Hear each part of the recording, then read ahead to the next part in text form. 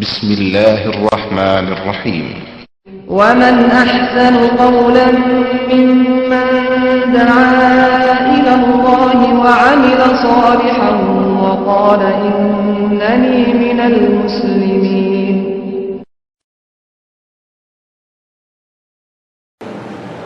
اس کے بعد تیسرے خطاب کی باری ہے جس کا ہم تمام لوگوں کو شدت سے انتظار ہے، لیکن قبل اس لیے کہ اس خطاب اب بلا کسی تاخیر کے ہم اپنے اجلاس عام کارروائی کو آگے بڑھاتے ہوئے شیخ محترم کو دعوت سخن دیتے ہیں کہ اپنے خطاب کا آغاز کرنا ہے۔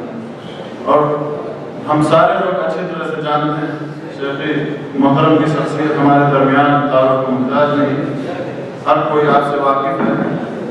آپ کا نام نامی اس میں گرامی فضیلت شیخ ابو عدنان محمد منیر قمر سیالکوٹی حفظہ ہے۔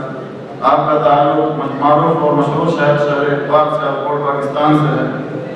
آپ مختلف علمی و اعلیٰ ڈگریوں سے معاہد ہیں۔ شرعی کورٹ الفقہ میں ترجمان ہیں۔ تصنیف و تعریف اور دعوت و تبلیغ آپ کا پیشہ ہے۔ سینکڑوں کتابوں کے مؤلف اور مصنف ہیں۔ اردو نیوز کے خصوصی اشاعت نشری کے لیے آپ کی تحریریں باعث نور ہیں۔ دعوت و تبلیغ آپ کا اہم مشن ہے۔ مملکت کے اکثر اور بیشتر شہروں میں آپ کی تقریروں سے لوگ فیض یاب ہوتے ہیں۔ ریڈیو جدہ کے آپ کے نشریاتی پروگرامز سامعین کے لیے مشعل راہ ہیں۔ انداز بیان دلسوز ہے۔ زبان کی طاقت قلم کی قوت سے کم نہیں۔ دینی سوالات کے جواب دہی میں خاص مہارت رکھتے ہیں۔ اخلاق و کردار میں دور حاضر کے علماء و دعات کے لیے مشعل راہ ہیں۔ ان کی یہاں تشریف آوری ہمارے لیے باعث فخر و مسرت ہے۔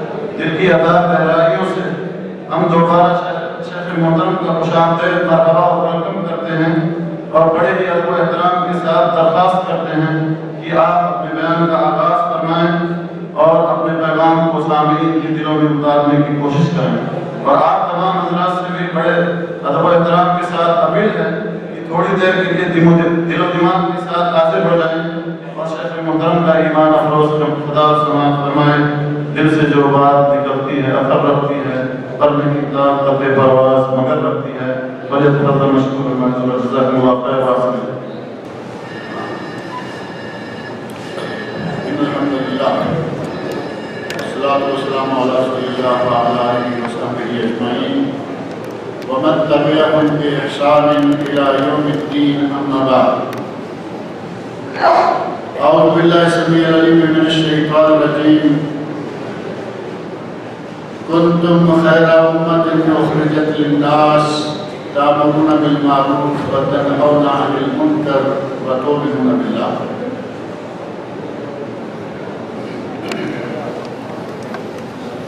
ہر قسم کی تعریف و توصیف اور حمد و ثنا خالق کائنات مالک ارض و سما کے لیے ہے۔ وہ خالق و مالک جس نے ہمیں انگنت نعمتوں سے نواز رکھا ہے، اس کی ہم مسلمانوں پر اتنی نعمتیں ہیں کہ اگر ہم انہیں گننا چاہیں، شمار کرنا چاہیں تو یہ بات ہمارے پاس سے باہر ہے۔ حتیٰ کہ اللہ رب العزت نے خود اپنی کتاب مقدس قرآن کریم میں دو مقامات پر فرمایا ہے وَإِن تَعُدُّوا نِعْمَتَ اللَّهِ لَا تُحْصُوهَا۔ اگر تم اللہ کی نعمتوں کو گننا بھی چاہو تو گن نہیں سکتے۔ اللہ رب العزت کی عظیم نعمت ہے کہ اس نے ہمیں مسلمان بنایا ہے۔ آج ہم لا الہ الا اللہ محمد رسول اللہ پڑھنے والے ہیں۔ اس کے لیے بعید نہیں تھا کہ وہ ہمیں کسی ہندو فیملی میں پیدا کروا دیتا۔ آج ہم کسی مندر کی گھنٹیاں میں جا رہے ہوتے، عیسائیوں میں پیدا کر دیتا، کسی گرجے میں جا رہے ہوتے۔ اللہ رب العزت نے ہمیں مسلمان بنایا اور ہمیں حضرت محمد رسول اللہ صلی اللہ علیہ وسلم کا امتی بنایا۔ وہ نبی جو تمام انبیاء سے اعلیٰ اور سب کے سردار، اور ایک عظیم نعمت اس نے ہمیں یہ عطا فرمائی کہ اس نے ہمیں امت خیر کا فرد بنایا۔ جیسا کہ میں نے آیت پڑھی ہے، کنتم خیر امہ، سورۃ آل عمران کی آیت نمبر 110 میں اللہ فرما رہے ہیں کنتم خیر امۃ اخرجت للناس، تم بہترین امت ہو جو لوگوں کے لیے برپا کیے گئے. لیکن بہترین امت کا فرد ہونے کے لیے اللہ رب العزت نے چھوٹی چھوٹی 3 ذمہ داریاں ہمارے کھاتے ڈال دی ہیں. تأمرون بالمعروف وتنہون عن المنکر وتؤمنون باللہ. یہ تینوں کام تم نیکی کا حکم دیتے ہو، برائیوں سے روکتے ہو اور اللہ کی ذات پر ایمان رکھتے ہو. تینوں کاموں میں سے کوئی کام اتنا ہے بھاری کہ ہمارے پاس میں نہ ہو. اللہ کی ذات پر ہمارا سب کا ایمان ہے یا نہیں؟ اتنے ٹھنڈے ہو کے نہ بیٹھے، سوال کا جواب تو دیں. اللہ رب العزت کی ذات پر ہم سب کا ایمان ہے یا نہیں؟ مطلب یہ ہوا کہ ایک ذمہ داری پوری ہو گئی. 3 ذمہ داریاں ہیں، 3 میں سے ایک پوری ہو گئی. اب یہ الگ بات ہے کہ ہمارا ایمان اللہ کی ذات پر کس طرح کا ہے. اس بات کی تفصیل میں جائیں گے تو بات لمبی ہو جائے گی. جبکہ آپ نے شیخ عبدالسلام شکیل صاحب سے سن لیا ہے کہ تھوڑی دیر کے لیے اپنے دماغوں کو حاضر کر کے بیٹھے. تو یہ اشارہ تو واضح ہے نا کہ ہمیں تھوڑا سا وقت ملا ہے، باقی وقت تھوڑا سا بچا. ہم اللہ کی ذات پر ایمان رکھتے ہیں. اللہ رب العزت ہمیں توفیق دے کہ ہمارا اس ذات پر ایمان صحیح ہو. اللہ کو جس طرح ماننا ضروری ہے اس کی توحید کو اسی طرح ہم مانیں. اگر ایمان صحیح معنوں میں مکمل ہو جائے تو یقین جانے کہ دنیا کی سب سے بڑی دولت ہے. اور ابھی آپ کے سامنے شیخ محمد وسیم صاحب ڈاکٹر صاحب بیان کر رہے تھے کہ سعودی عرب میں آنے کے بعد ہم دیکھتے ہیں کہ ہمیں اور کچھ ملے نہ ملے عموماً صحیح عقیدہ ہمیں مل جاتا ہے. اور یہ میں سمجھتا ہوں کہ دنیا کی بہت بڑی دولت. اگر کسی نے پاکستان انڈیا میں ہوتے ہوئے 10-20 ہزار، آج کل ویزا سعودی عرب کا آپ کو معلوم ہے نا کافی مہنگا ہے. سعودی عرب کا ویزا 18,000 اور 20,000 کا مل رہا ہے.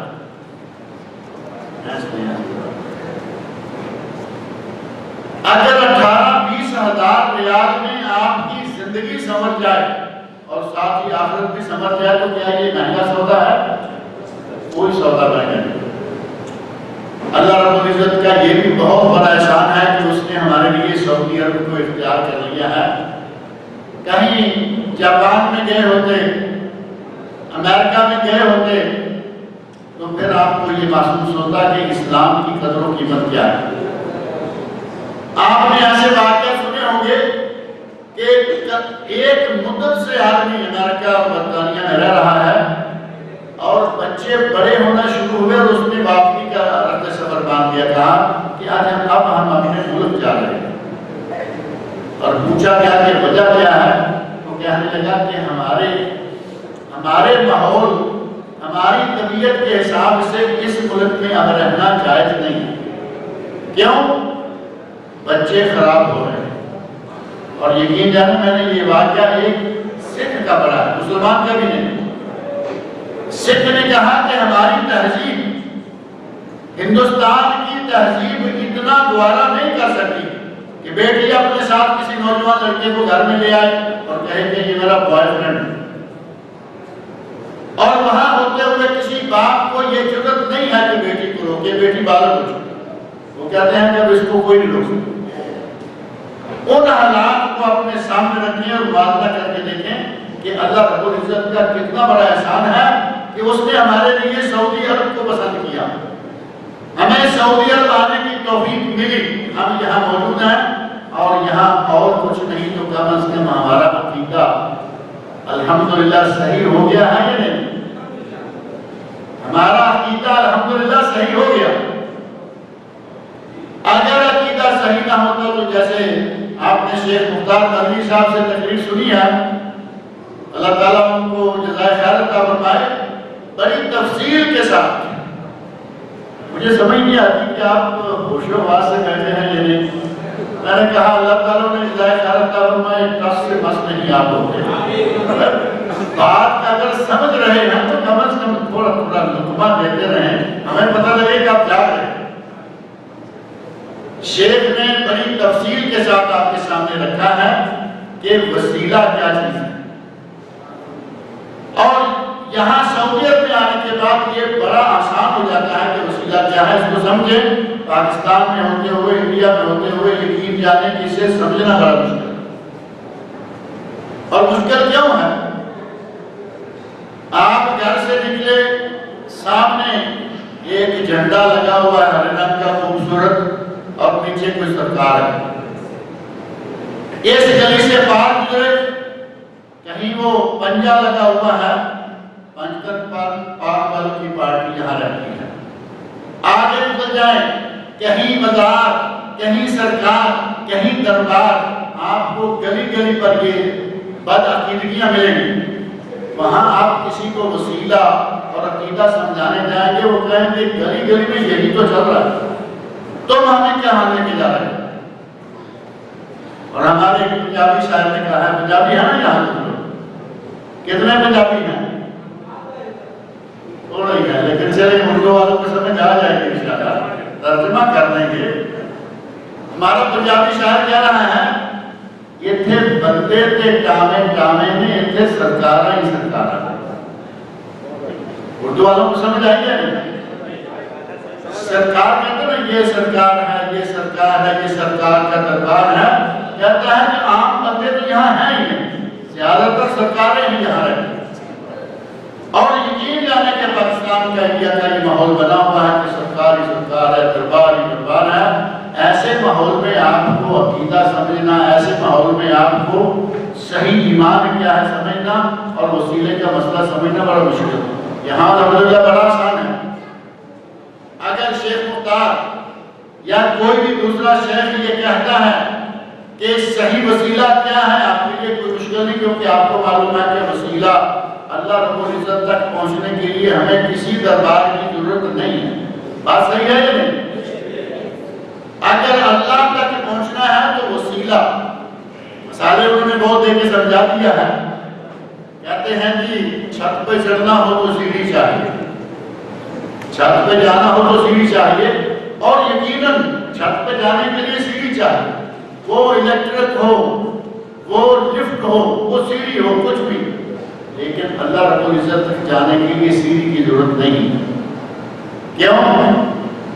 قرآن کریم کھول کے دیکھیں، اللہ رب العزت نے ارشاد فرمایا نحن اقرب الیہ، نحن اقرب الیہ من حبل الورید، ہم اپنے بندے کی شاہ حد سے بھی اس کے قریب ہیں۔ سیڑھی کہاں لگائیں گے؟ یہاں سیڑھی لگانے کے لیے جگہ ہے، چھت بڑی دور ہے، اللہ اتنی دور نہیں ہے، اللہ ہماری شاہ سے بھی زیادہ کرے گا۔ اور پھر وہاں رہتے ہوئے ہمیں وسیلہ اور عقیدہ اور یہ چیزیں بڑی مشکل ہو جاتی ہیں، کیونکہ ہمارے گھروں میں، ہماری گلی میں، ہمارے محلے میں خود دربار موجود ہیں، سرکاریں موجود ہیں، اور کئی کثر باہر سے آنے والی بڑی سرکاریں نکال دیتے ہیں۔ وہاں ہر 4-6 مہینے کے بعد باہر سے کوئی نہ کوئی بڑی سرکار آ جاتی ہے، کاروبار کو مصیبت پڑی ہوئی ہے، سرکار آئی ہوئی ہے، محلے والے اکٹھے ہو کے آ رہے ہیں، اور وہاں سرکاروں کا عالم آپ نے دیکھا ہوا ہے، سرکار چارپائی پہ بیٹھے ہیں، سارے مریض نیچے بیٹھے ہوئے ہیں۔ کبھی منظر دیکھا آپ نے یا نہیں؟ سرکار صوفے پر، کرسی پر، چارپائی پر گاؤں تار لگائے ہوئے بیٹھے ہوئے ہیں، گاؤں تکیہ لگا ہوا ہے، بڑی ٹھاٹ بات سے، اور دوسرے بیچارے مسکین پیچھے بیٹھے ہوئے ہیں۔ یقین جانے ہم سرکاروں اور آج کے صحیح معنوں میں اللہ والوں کے درمیان بڑا فرق ہے۔ میں نے آج ایک فوٹو دیکھا، ہمارے کسی بھائی نے ہمیں بھیج دیا، اس میں 2 چیزیں دکھائی گئی ہیں۔ ایک سرکار جو پاکستان یا انڈیا کی ہے، پیر صاحب افطاری کر رہے ہیں، ان کے سامنے آپ کو یہ ٹیبل اتنا تو میں سمجھتا ہوں دونوں ٹیبل ملائیں تو شاید پیر صاحب کی افطاری ہے اور یہ دونوں ٹیبل بھرے ہوئے ہیں طرح طرح کی نعمت. میرے پاس موبائل میں ابھی یہ فوٹو موجود ہے. پیر صاحب اکیلے کھا رہے ہیں اور پیچھے مریض سارے کھڑے ہیں ایسے ہاتھ باندھ انتظار کر رہے ہیں کہ سرکار اب فارغ ہوں گے تو پھر جو جھوٹا بچا ہوا ہوگا وہ کھائیں گے. ان کے ساتھ بیٹھ کر کھانے کی ضرورت نہیں ہوتی. اور ساتھ ہی دوسرا فوٹو دیا ہوا ہے اور وہ کون سی سرکار ہیں جن کو اس وقت پوری دنیا جانتی ہے. کوئی اچھے عقیدے کا ہو یا گندے عقیدے کا نام لیتے ہی فوراً کو پہچان لیں گے کہ یہ کون سرکار ہے. یہ سرکار ہے شیخ ڈاکٹر عبدالرحمن السدیس. عبدالرحمن بن عبدالعزیز سدیس امام حرم رئیس شؤون الحرمین شریفین. یقین جانے کہ وہ نیلے رنگ کی یا ہرے رنگ کی وردی والے جو مزدور کام کرتے ہیں حرم میں مزدور بیٹھے ہوئے ہیں ان کے درمیان بیٹھ کے وہ افطاری کر رہے ہیں. اب آپ یہ بتائیے کہ دو سرکاروں میں سے کون سرکار اچھی ہے؟ مزدوروں کے درمیان بیٹھ کے کھانے والے یا الگ بیٹھ کے مزدوروں کو سامنے کھڑا دیکھنے والے؟ سرکاریں یہاں آنے کے بعد سرکاروں کی اصل قدر و قیمت ہمیں سمجھ میں آ جاتی ہے. وہاں سے آ جاتے ہیں اب 4-6 مہینے کے بعد چندہ مانگنے والے کہیں گے کہ ہمارا نذرانہ دیتے رہو. آپ 4-6 مہینے کے بعد آئے کہاں کہ ہمارا نذرانہ تم دیتے رہو اور پھر تمہیں پل صراط سے گزرنے کی کوئی مشکل پیش نہیں آئی. اب دعوے دیکھیں ہماری سرکار کو اتنے بڑے بڑے دعوے ہیں کہ پل صراط سے بھی ہم نکال دیں گے. ہمارا قدم پکڑے رکھو تمہیں پل صراط سے ہمیں پار نکال. ہمارے علاقے میں ایسا پیر آیا اور پیر کی بدقسمتی یہ کہ اس گھر میں کوئی بہو نیک آ چکی تھی. اس نے آگے اپنے شوہر کو صحیح عقیدہ کیا ہے آہستہ آہستہ سکھانا شروع کیا. وہ سمجھ گیا. پیر صاحب آئے گھر والے سارے پیچھے جا رہے ہیں. یہ لڑکا تھوڑا تھوڑا استاد سا نظر آ رہا ہے.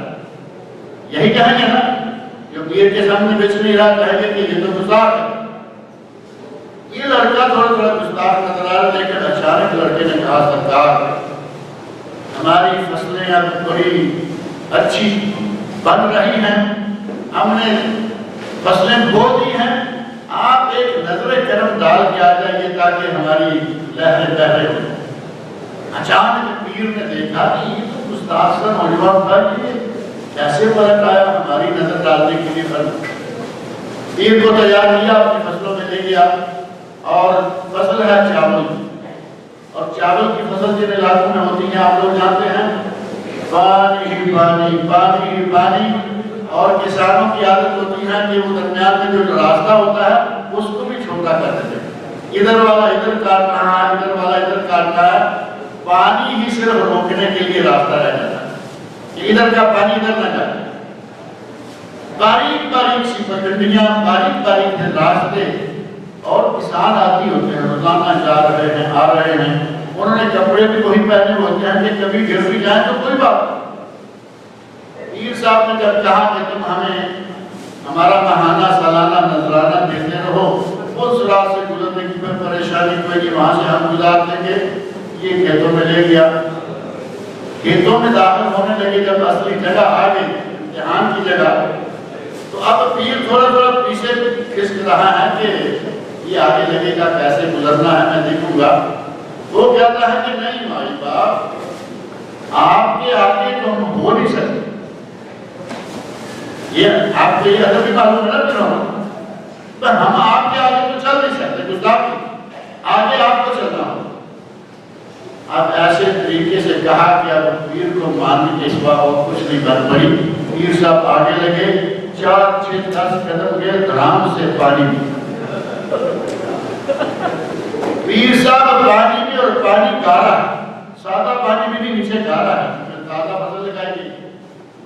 اب مرید بجائے اٹھانے کے اس نے اپنا گھٹنا بھی اس کے اوپر رکھا اور کہا کہ ابھی گھر میں بیٹھے ہوئے کیا کہہ کے آیا ہے؟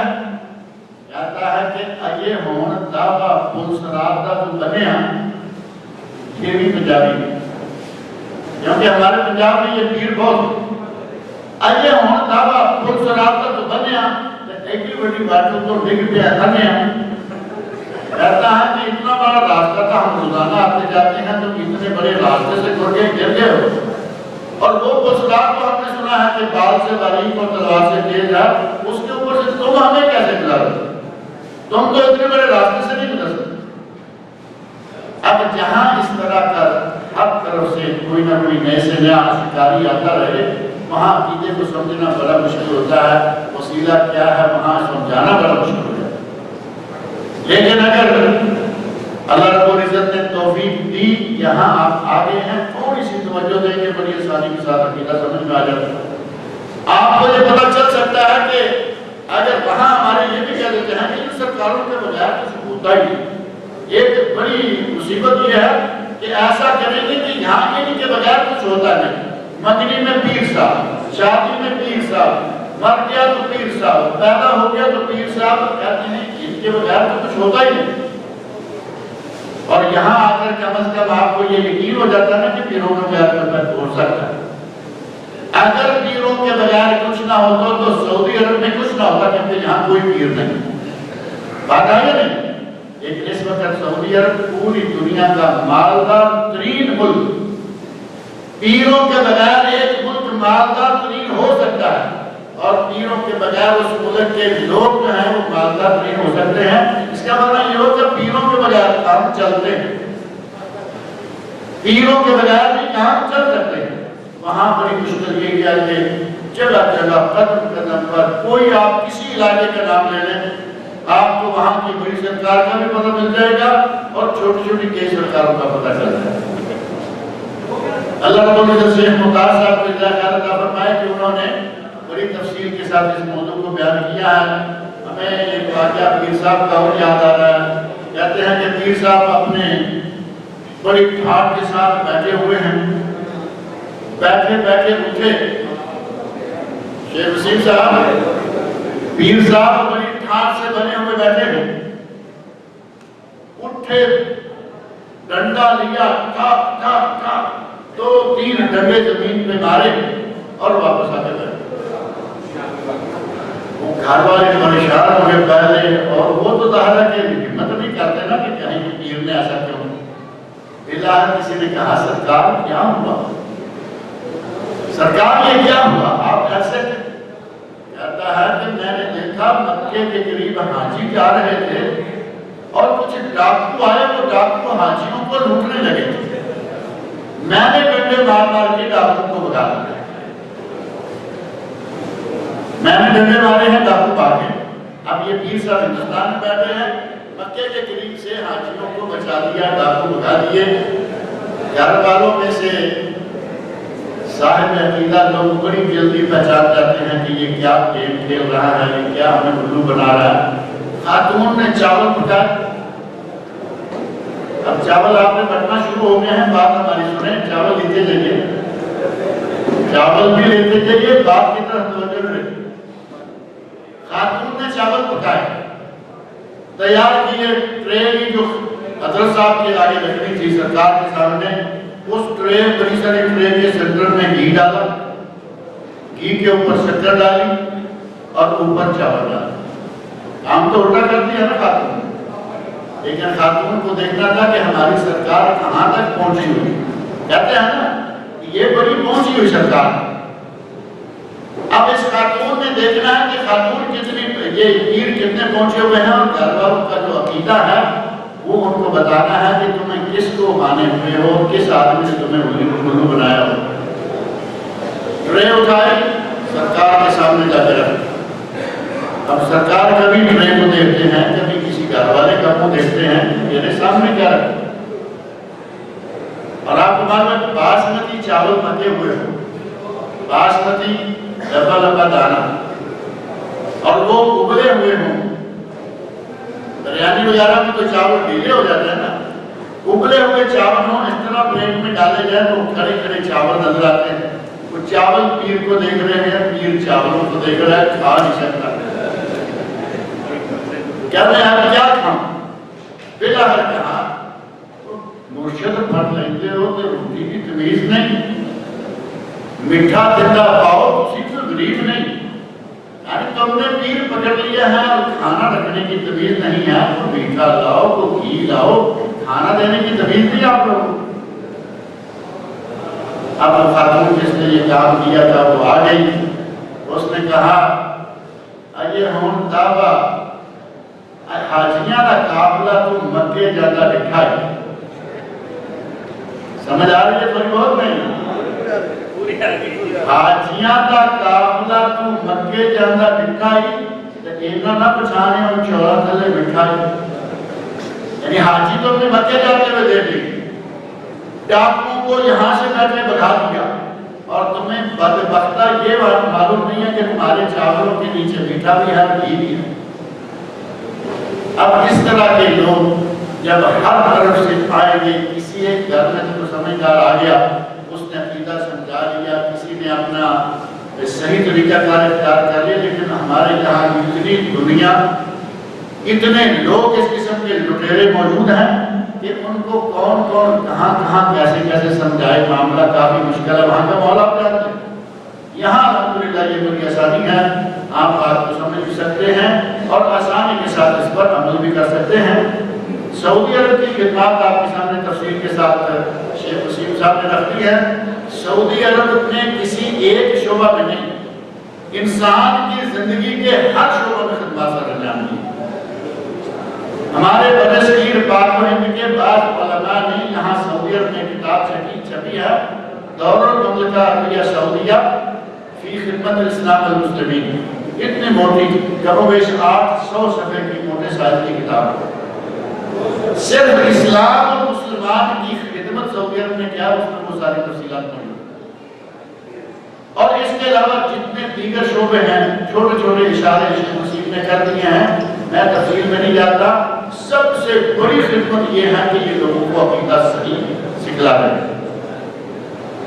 باقی کام ملکوں میں مختلف قسم کی جنگیں ہو رہی ہیں، چل رہے ہیں، لیکن عقیدہ جو سب سے اصل ہے، یہ دنیا کتنی ہے ہماری، کتنا اصل یہ کہ یہاں 60 سال 70 سال 100 سال، ہمارے یہاں کبھی جو 800-900 سال کا ہوا ہے وہ نہیں نا، یہاں 800-900 سال والا کھاتا ختم ہو چکا ہے۔ ہمارے نبی صلی اللہ علیہ وسلم آج سے 1450 سال پہلے فرما گئے، اعمار امتی بین 60 و 70، میری امت کی عمریں صرف 60 اور 70 سال کے درمیان ہے، تھوڑے لوگ ہیں جو اس سے آگے جائیں۔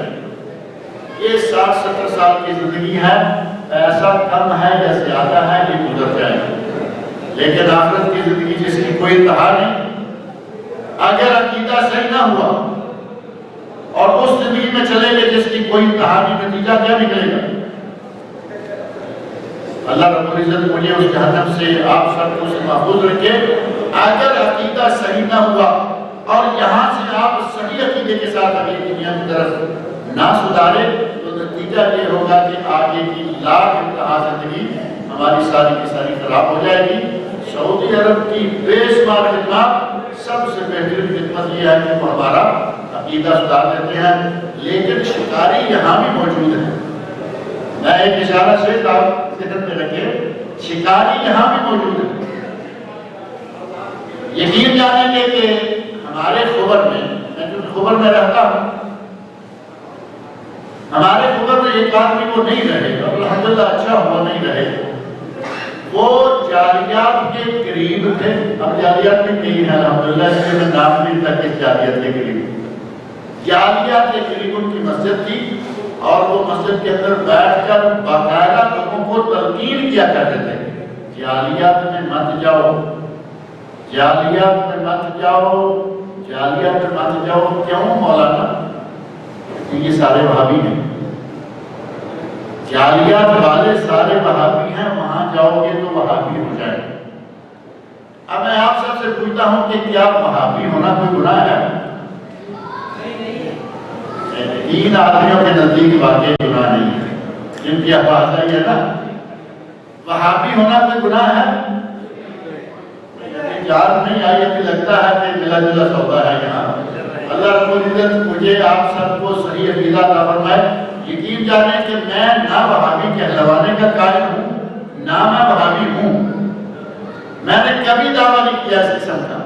لیکن ایک بات میں بتاؤں کہ وہابی ہوتے کون ہیں.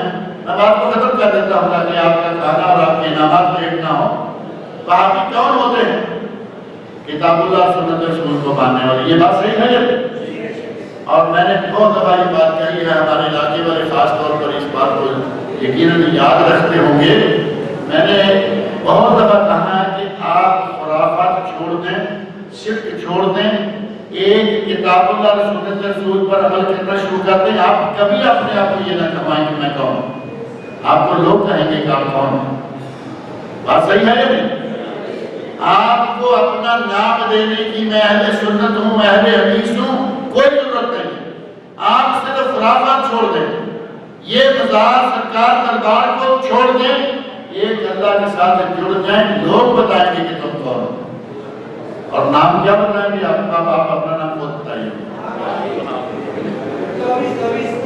حضرت اسامہ بن اسال رضی اللہ تعالیٰ عنہ مسلمان ہوئے, مکہ گئے عمرہ کرنے کے لیے. تو مکہ والوں نے کہا اسامہ سمامہ سنا ہے کہ تم صحابی ہو گئے. سمامہ بن اسال کو کہتے ہیں سنا ہے کہ تم صحابی ہو گئے, یعنی دین کو چھوڑ بیٹھے. انہوں نے کہا بدبختوں میں صحابی نہیں, میں تو اب دیندار ہوا ہوں. سمامہ صحابی ہو گئے ہو اور آج کیا کہیں گے؟ آپ بولیے نا. سمامہ رضی اللہ عنہ نے کہا کہ صحابی ہو گئے ہو, آج آپ کتاب و سنت پہ آ جائیے, فوراً کہیں گے کہ تم وہابی ہو گئے ہو. اگر وہابی ہونا برا ہے تو یقین جانے کہ یہ خوش نصیبی ہے کسی کی کہ کتاب اللہ و سنت رسول پر آ جائے. ہمارے دونوں مشائخ نے الحمدللہ بڑی تفصیل کے ساتھ اپنے موضوعات بیان کیے ہیں. میں نے انہی مختصر سے کلمات پر اکتفا کرتا ہوں اور دعا کرتا ہوں کہ اللہ رب العزت ہمارا عقیدہ سنوارے. جو کمیاں کوتاہیاں, مجھے یقین ہے کہ یہاں میرے اندر بھی کوتاہیاں بہت ہیں اور ہمارے بھائیوں کے اندر کوتاہیاں کچھ ہیں یا نہیں ہیں؟ یقیناً ہے. اللہ تعالیٰ ہمیں اپنی کوتاہیاں دور کرنے کے توفیق عطا فرمائے. کوتاہیاں عقیدے کی ہوں, کوتاہیاں عمل کی ہوں, کوتاہیاں اخلاق کی ہوں.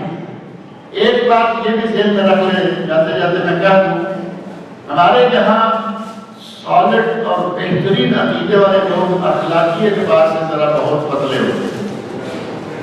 میرا خیال ہے کبھی آپ نے تجربہ کیا یا نہیں؟ کہیں گے جی میں کتاب و سنت کے سوا کسی چیز, اور جب کسی چیز کو نہیں مانتا تو پھر ایسے موقع پہ ایسے مقام پہ آ جاتے ہیں کہ وہ پھر کسی کو بھی نہیں مانتے. اخلاقی حدود, اخلاقیات بڑی اہم چیز ہے.